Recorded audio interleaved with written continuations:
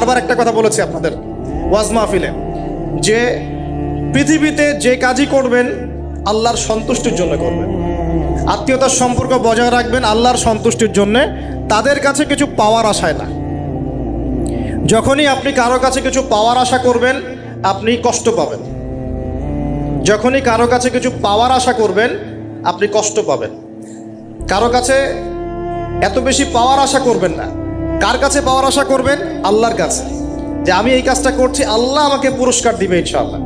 আমি আত্মীয়তার সম্পর্ক বজায় রাখছি কেন?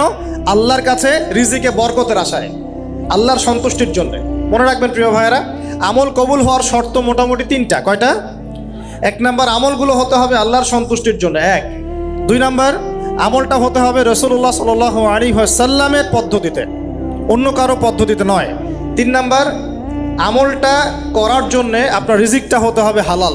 হারাম রিজিকের আমল আল্লাহর কাছে কবুল হয় না। আল্লাহ পাক আমাদের সবাইকে হালাল রিজিকের ব্যবস্থা করে দিন এবং রিজিকটাকে প্রশস্ত করুন, আমিন।